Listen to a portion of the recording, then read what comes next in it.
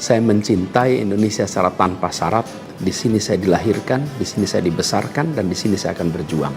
Kecintaan pada Indonesia membuat saya tidak akan bisa meninggalkan tanah ini. Saya akan tetap berada di Indonesia.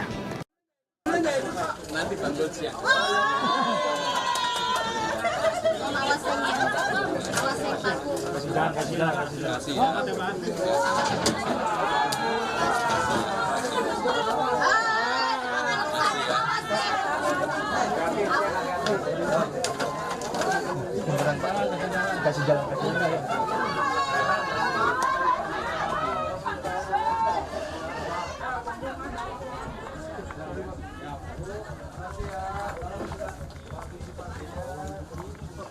Selamat ya. Sudah guys. Ya guys. Ya, saya hari ini didampingin oleh Pak Camat, Pak Lurah, Bu Waude, Pak Charles Honoris mengadakan dan ingin secara langsung melihat apa yang terjadi dengan kebakaran ini. Kalau lihat di lapangan secara umum penanganannya sudah cukup baik ya. Terutama bantuan yang diberikan oleh berbagai pihak dari pemerintah, swasta, CSR dan sebagainya relatif terpenuhi. Hanya memang yang jadi keluhan adalah setelah ini mereka bagaimana dengan tempat tinggalnya. Ini yang hampir semua keluhannya itu. Tapi untuk cek kesehatan dan sebagainya, obat-obatan, kebutuhan utama termasuk anak-anak masih bisa belajar dan sekolah, menurut saya penanganannya sudah cukup baik. Jadi itulah yang perlu dipikirkan nantinya di kemudian hari karena daerah ini termasuk daerah yang kebakarannya sering. Ini mungkin 2-3 kali.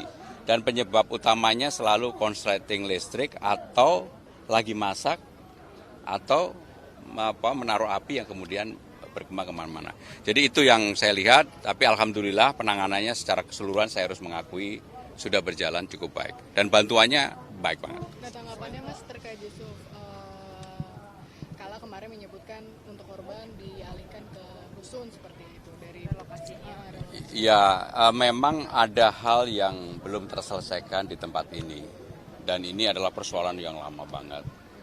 Kalau apa yang diusulkan Pak JK tentunya nanti pemerintah daerah akan mengkaji secara mendalam bersama dengan Sekretaris Negara. Karena ini Kemayoran kan anunya di Seknek ya. Dan saya yakin pasti pandangannya, pikirannya sama untuk kesejahteraan dan kebaikan masyarakat yang ada di sini. Kalau tadi dari masyarakat, harapannya seperti apa Pak untuk relokasi? Ya mereka pada prinsipnya ingin segera kembali dan ada kepastian tempat tinggal. Saya kebetulan sudah lihat langsung pusat untuk kebakarannya.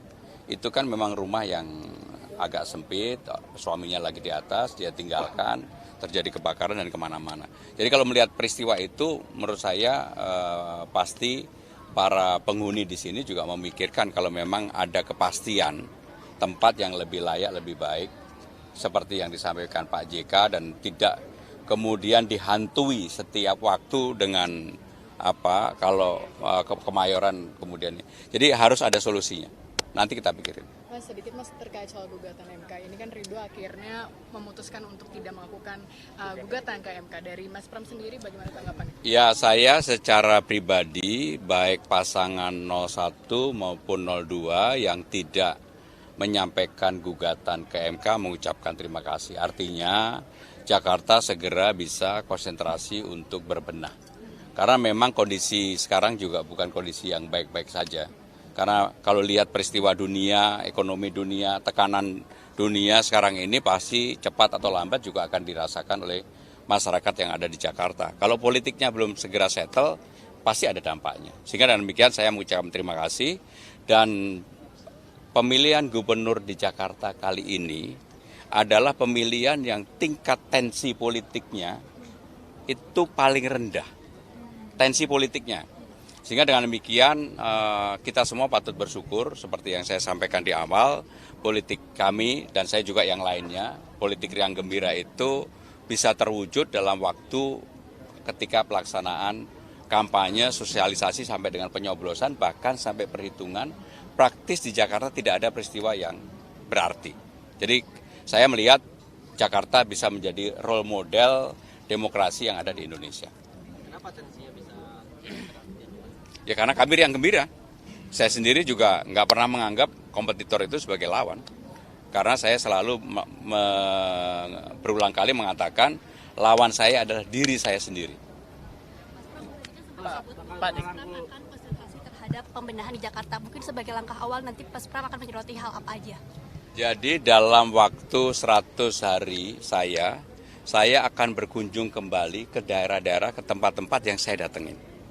Karena saya ingin persoalan-persoalan yang menyangkut kartu Jakarta Sehat, Jakarta Pintar, lansia, difabel, kemudian juga urusan RT RW, adalah persoalan basic dasar yang ada di masyarakat. Termasuk begitu banyaknya ijazah yang tertahan, yang saya akan putihkan kalau saya akan jadi gubernur, itu pasti akan saya lakukan. Termasuk persoalan Kampung Bayam, Tanah Merah, akuarium, saya akan datangin di awal. Pak, untuk DKI sendiri sekarang sudah menjadi DKJ, Pak. Apa akan ada strategi khusus untuk menerapkan visi misi ke depannya, Pak? Jadi yang namanya gubernur itu juga harus selaras sepaham dengan visi misi yang dilakukan oleh presiden maupun wakil presiden. Contoh yang sederhana, kalau di pusat ada makan siang bergizi gratis yang oleh Pak Prabowo kemarin sudah disampaikan oleh Presiden Prabowo 10.000, maka nanti kami di Jakarta akan ada sarapan pagi gratis. Dan saya lihat kemarin saya pelajari APBD-nya sudah bisa dianggarkan. Sehingga dengan demikian antara pemerintah pusat dan pemerintah Jakarta harus sejalan. Yang kedua, dengan undang-undang baru tadi, wajah Jakarta harus ada, karena sudah bukan menjadi ibu kota negara, ada identitas yang khas dan itu disebutkan adalah Betawi. Sehingga dengan demikian saya pelan-pelan secara pasti, walaupun saya orang Jawa, sampai hari ini masih dipanggil Mas, saya ingin bahwa wajah Jakarta itu wajah Betawinya akan nampak. Ya. Nanti ketika sudah jadi bakal ini nggak rangkul Kang Emil. Jangankan Kang Emil, semuanya pasti saya rangkul. Saya nggak pernah punya persoalan berarti sama siapapun, sama sekali. Dan saya juga udah telepon-teleponan, tapi saya kan nggak perlu cerita dengan telepon dengan siapa ya. Pokoknya intinya seperti teman-teman ketahui, saya di dalam kampanye selama 3 bulan tidak pernah ada tone negatif dari mulut saya yang keluar. Dan itu akan saya jaga. Teleponannya soal apa aja? Hah? Teleponannya soal apa aja tuh? Jakarta hidup bahagia. Kalau komunikasi dengan Mas Anies Hah? setelah kubu RK tidak gugat ke MK, ada komunikasi lagi Mas Pram sama Mas? Saya komunikasi dengan Pak Ahok, Mas Anies, Haji Nuri, Habib-Habib yang dukung saya. Karena saya memang selalu komunikasi. Kan tadi pagi pun komunikasi. Dengan siapa Mas? Hah? Sama Kang Emil juga ya? Pokoknya semuanya saya nggak punya beban apapun. Termasuk yang ketua umum juga udah komunikasi. Ya, makasih. Program unggulannya kan terkait penyediaan lapangan pekerjaan dengan tidak menjadi ibu kota lagi akan mempengaruhi itu tidak? Dilantik aja belum.